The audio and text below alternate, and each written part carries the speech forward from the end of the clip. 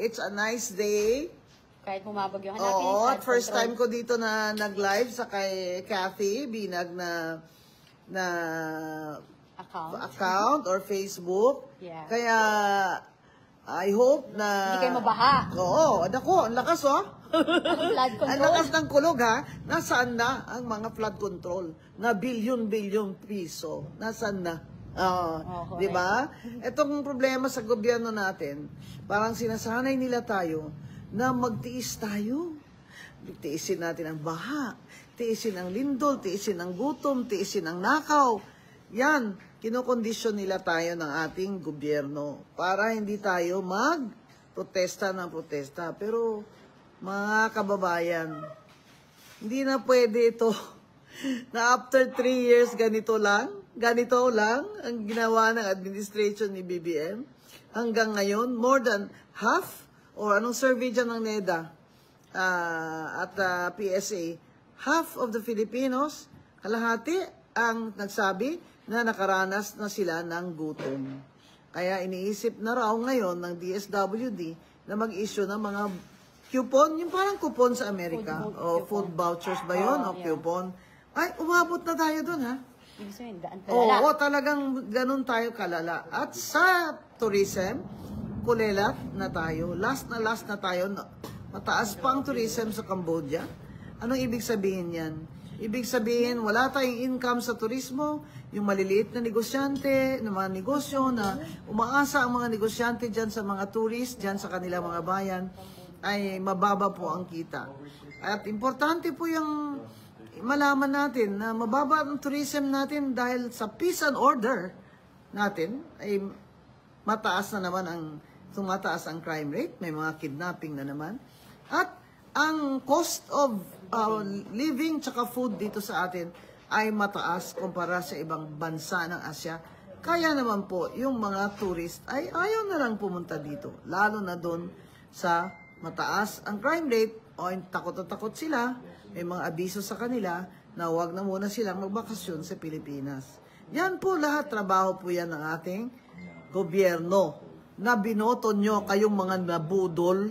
Yan ang binoto nyo. Kaya 3 taon pa muli.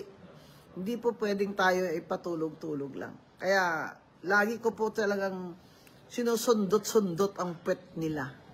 Na, may gera na.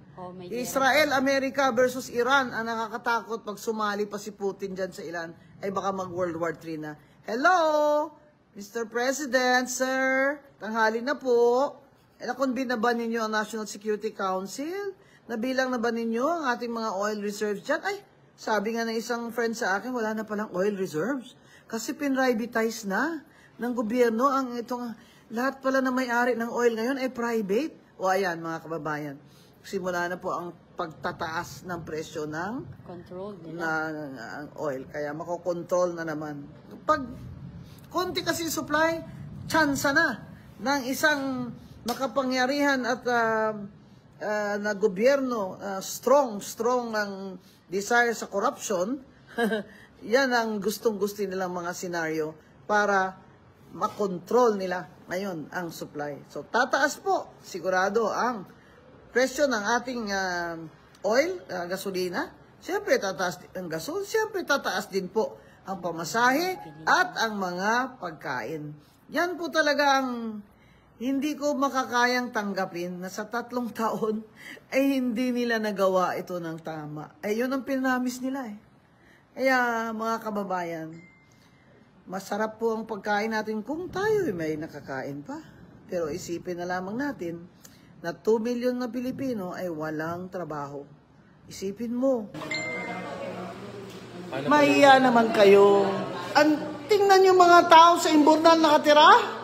Meron bang country sa Asia na sa Imbornal na nakatira mga tao? Wala! Kahit yung pinakamahirap na bansa sa Asia. Di ba, baby? Sabi ni Dior, tama. Pinakamahirap na bansa sa Asia. Hindi sa Imbornal na nakatira mga tao. That is how poor our people are. Tapos kayo dyan. Sarap ng kain nyo bawat meeting, ha? Charge sa amin. Oo. Sarap na kaya ng ano nyo dyan, ha? Bawat meeting nyo dyan, palitson-litson pa kayo, ha? Dapat i-livestream yung mga meeting dyan sa Malacanang. Livestream. Livestream nga yung Senate, tsaka House, Livestream, pati yung pagkain. Gusto namin makita anong menu dyan. Meron bang luyang dilaw dyan? Favorite ko yun, adobo. Luyang dilaw. May coke daw. May coke. May coke pa dyan? Dapat makita namin kung may coke dyan sa mga meeting sa Malacanang. Oo. Kasi sumusobra na Hindi nyo naman nasa-stop yung corruption, di bawasan yung sweldo nyo. Lahat ng member ng cabinet, lahat ng may sweldo ngayon, sa gobyerno na hindi local, hindi local government, is national agencies, head of agencies, tsaka government corporations, members of the board, ng mga PhilHealth, ganyan-ganyan. I challenge you. 1/2 ng salary nyo. Yun lang ang kukunin nyo. Ang 1/2 ay ibibigay nyo sa employees union nyo. Bigay nyo sa employees union nyo. Pang nila, medical nila.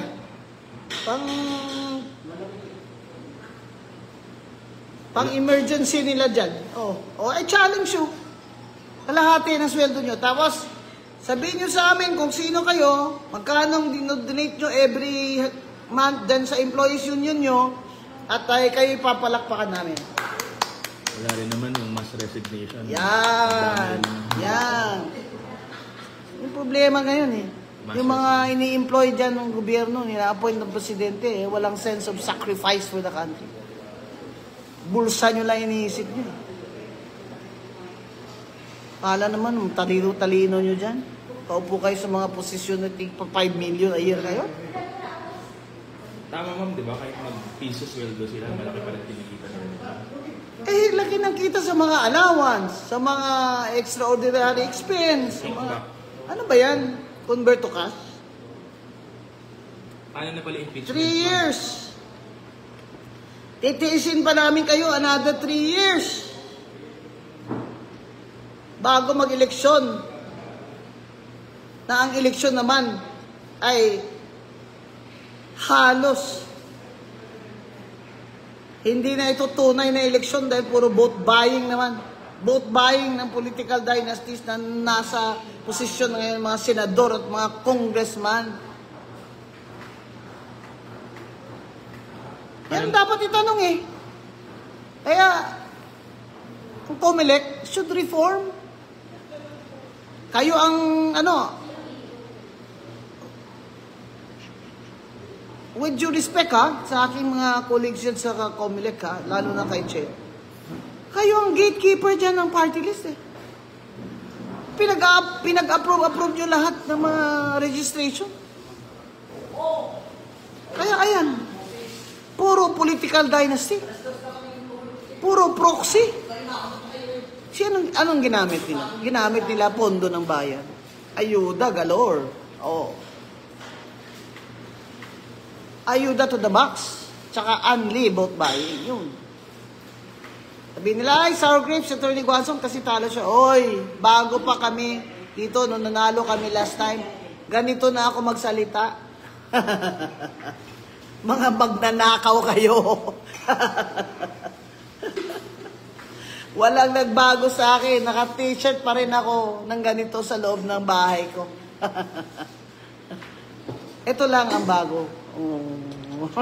Ano daw yung impeachment? Bagong papi. Impeachment? I already said that before. That impeachment is not going to work. Bakit nyo pa i-impeach si VP Sara? Sabi ko.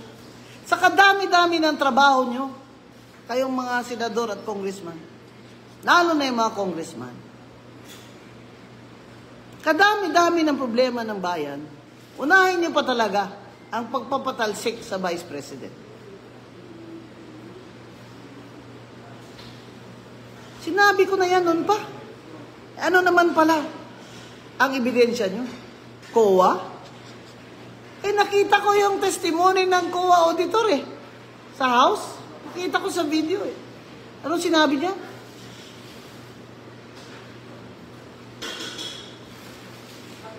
Sinabi ba niya may final na disallowance? Hindi niya sinabi ha.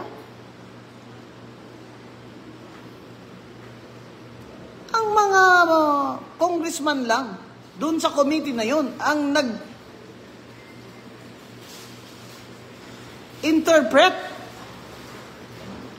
na yung amount of money na yon, 125 million na liquidated by VP Sara, the office of VP Sara,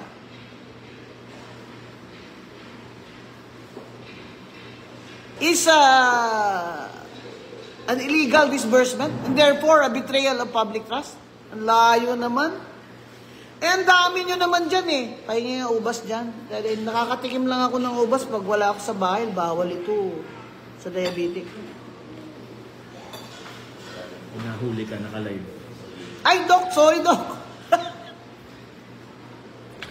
Sorry. Isa lang, Doc. Isa lang. Ano naman yung Sino ba nagsabi?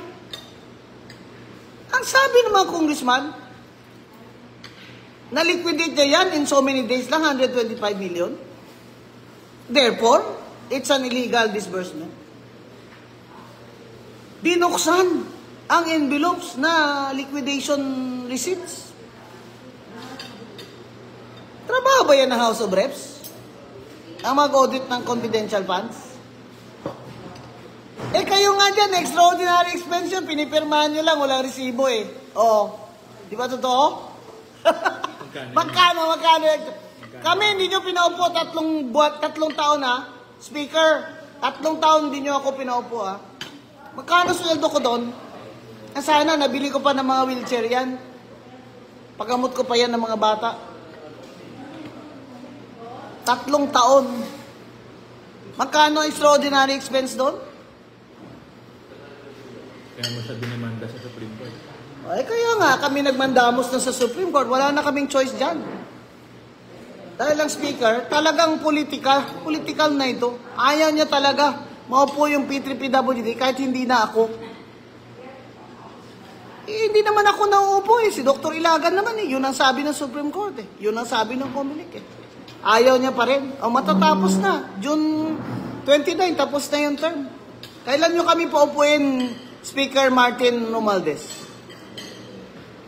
Kaya babasa sa survey eh. Speaker Martin T. Romualdez. Kailan nyo paupuin ang P3PWD? Kayo pala? Ang Diyos? Mataas pa kayo sa Supreme Court. Pwede palang hindi nyo patupad ang Supreme Court decision tsaka proclamation ng Comelec. Kayo pala ay Diyos. Masakit po yan. Hindi po para sa akin. Hindi para po sa mga persons with disability at ang mga senior citizens na disabled na, mga batang may kapansanan. Masakit po yan sa amin, sir.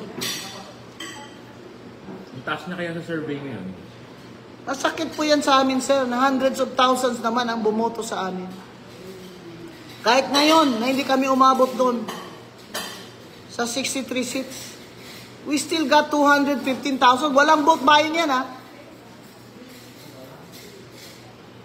Tumayo kayo doon sa Luneta.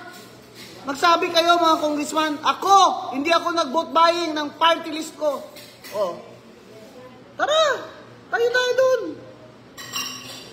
Baka manalo lang dyan, kabataan party list eh. Taas sa survey ni Speaker mo? Anong survey ni Speaker? Taas, 6%. Ang taas oh, 6%. For President. Alam nyo, ang pinakamalakas na kalaban ni VP Sara, si Speaker Martin T. Romualdez. Kaya dapat naman sana, maging generous siya. Alin dyan? Kanina bang survey ito? Oh. Maging generous naman siya. Lahat ng kapangyarihan nasa kanya na. Lahat ng kapangyarihan nasa iyo na. Pero dahil inapi mo yung mga taong may kapansanan, pobre, bulag, mga batang hindi makahinga dahil may butas yung mga puso nila. May sa impyerno ka pa rin pupunta. Impyerno. Anong sabi sa niya sa'yo dati yung nagkita kayo na he will support PWD, di ba? Oo, nung hindi pa nag-file-file yan si Cardema, dun sa lunch ng party list, yan, nibita din naman ako dun. Sila nga ni Kong Sandro ang nagpa-picture sa akin sa likod ko eh. Diba? Siyempre, lola nyo, hindi naman makatayo-tayo. Kamaston pa nga eh. Sila nga nagpa-picture sa likod ko eh. Tsaka sinabi niya, alam nyo, kami ni Speaker, hindi naman kami nag-away eh. Taga-UP yan eh. Upsilon Sigma Phi. Hindi kami nag-away. Ang laki ng taas ng tingin ko dyan noon. Talino niyan si eskwela. English speaking. Sinabi ko sa kanya eh, Speaker, yung PWD committee ay ad hoc lamang po yun. Baka naman pwedeng gawing permanent committee yan para sa amin. Ay, nag-promise ka sa akin, Speaker, ah. Ipaparesolusyon mo, gagawin mo permanent committee. Yun pala, hindi mo ako pinaupo dahil anti-Marcos ako. Ano ba masama sinabi ko? Ano ba unity? Kala ko ba unity na?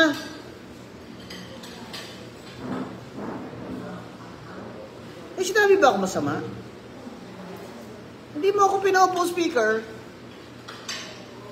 Kahit wala namang TRO sa House of Reps. Walang TRO sa'yo eh. Comelec ang may TRO eh. Eh, ang kini-question doon, yung qualification ko. Pwede na yun sa HRET eh. Pinaupo mo na sana kami. Hanggang matanggal kami ng Supreme Court kung tatanggalin mga. Pero ano ang desisyon ng Supreme Court? Na nanalo ang P3PWD at may karapatan kami sa isang seat. Kahit na late na, 6 months na lang bago mag-eleksyon. Kaya kami sinutusan ng Supreme Court na wag lang si Commissioner Guanzon ang representative. Pwede iba. Kaya ginawa namin, nag-comply kami sa Comelec. At binigyan kami ng Certificate of Proclamation in the name of Dr. Camille Luansing Ilagan from Batangas. At nag-oath sa judge si Dr. Ilagan. At pumunta dyan ilang beses.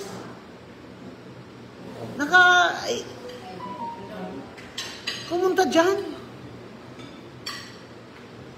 Naupo pa. Sinabihan ng speaker na, Speaker, kamag-anak ko to. Sabi ng isang sekretary ha. Ipa-oath niya naman, last day na ngayon. Sabi niya, hindi. Umalis mo na si Guanzon sa P3PWD. Ano naman ang... Inuna pa impeachment. Ano naman ang galit mo sa akin? Hindi ko naman sinabing ikaw ang bangag.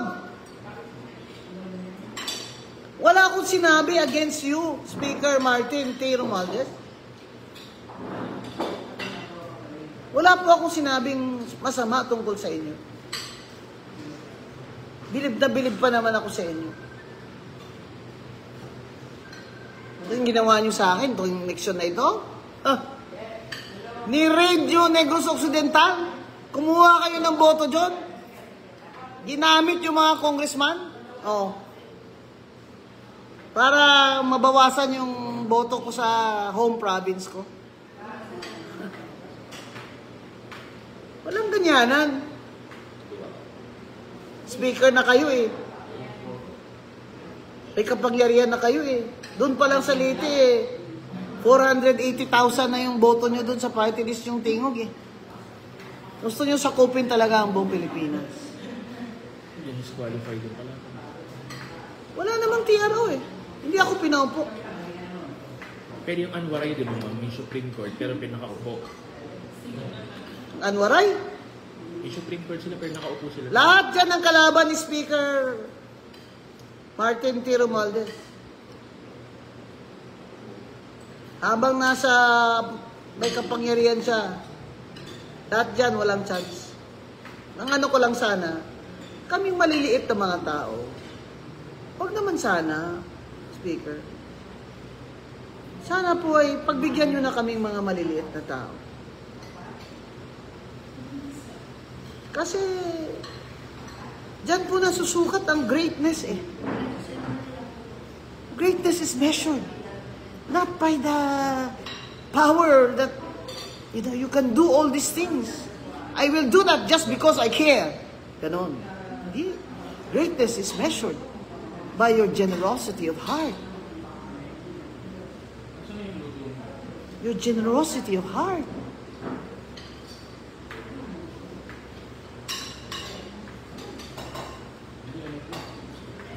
Yan ang problema. O ngayon, impeachment? Impeachment? Sinabi ko na from the start. Hindi dapat nag-impeachment. Itinuloy pa rin ni Speaker.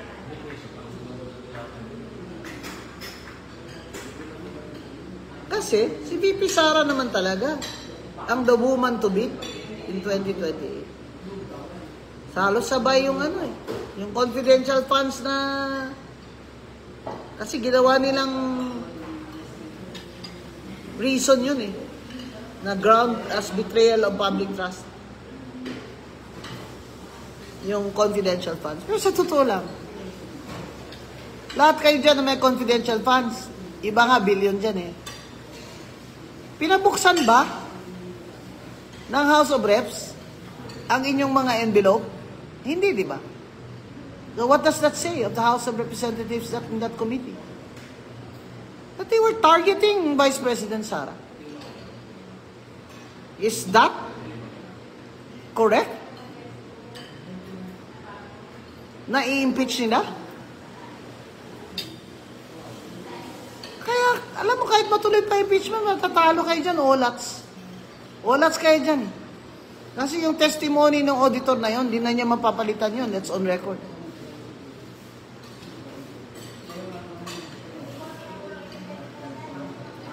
Speaking of, Kaya, ngayon, i-impeach ng, Senado, dinilay sinuspend, postpone ni Senate President Jesus Cordero ang start ng hearing. Siyempre, reklamo yung mga nag-file. Patapos na po ang session. Sarado na po yun. Tapos na impeachment by June 30 noon time. Tapos na ang term nitong mga senador na to. Kailangan mag-file sila uli. Paano sila makapile uli? The same year nila final. Hindi ka pwedeng mag-file the same year. Gusto nyo, next year naman. Sabi, next year naman. election ulit yun. Mag-election na tayo Napanood mo ba interview ni Kong Toby? Sabi niya, pinangako daw kasi sa mga Kong yung budget. Budget ng ano? Yung para sa infrastructure, pinangako. Pinangako daw ni Speaker? Sabi ni Congressman Toby? Kaya tinamaan din yung mga alyansa senators nila kasi natalo sila sa Mindanao sa nangyari. Oo, bugbog ang mga senador ng alyansa, di ba? Sa Mindanao, wala. Sila doon. That's Duterte country. Ano naman sasabi mo sa kumakalat na balita? Spokesperson ka daw. Ay, no comment No. Hindi sa akin nagsimula yan Hindi sa akin nagsimula yan Nagsimula yan kay Kifi Chu. Yan si Kifi Chu talaga pilya talaga yung si Kifi Chu. Nung nga sa Quadcom, sinakyan niya lang dun si Abante ba yun? Abante. Si Pastor Abante. Tuloy. Sinakyan lang niya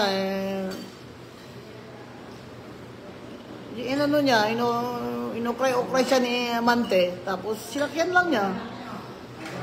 Tapos natalo tuloy. Ikaw, Kipichu, kasalanan mo to lahat. Bakit ako pinag-uusapan ngayon?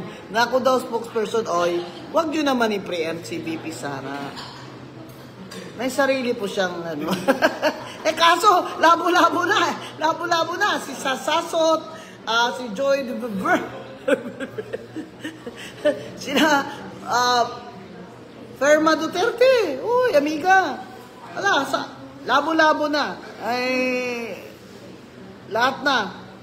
Pero hindi pa kayo nag-limit ni Inday. nag-meet kami ni VP Sara, nag-appear siya sa sala ko eh. Yung hugpong. Pumunta ko. Oo, VP Sara she was president of Hugpong sa Pagbabago, di ba? So, to qualify, to register, kailangan mag-appear yung president. Nag-appear siya. That's how I met her. That's the only time I met VP Sara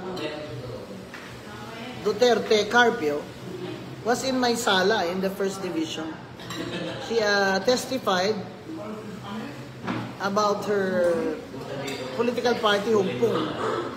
And that was the only time na pinatestify ko siya. That's the only. After that, we did not meet again. But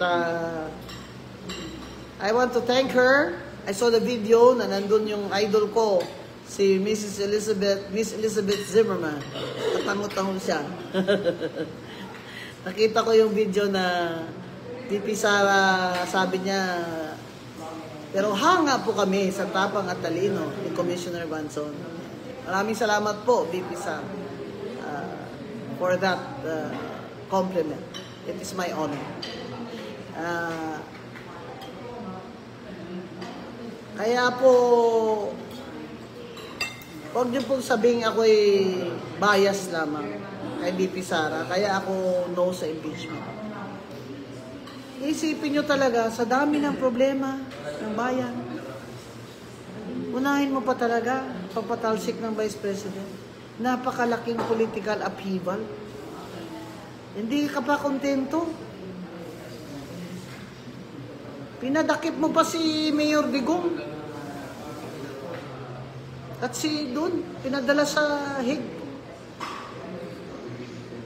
Sa ICC. And political, ano naman, upheaval. What does that mean? It affects our economy negatively. Tingnan mo, walang no new investments. Pag walang bagong investment o kapital, walang bagong trabaho, walang bagong produksyon, walang factory, walang bagong jobs. Yan ang problema. Kaya ang poverty hindi masosolve nitong administration ni Bongbong Marcos.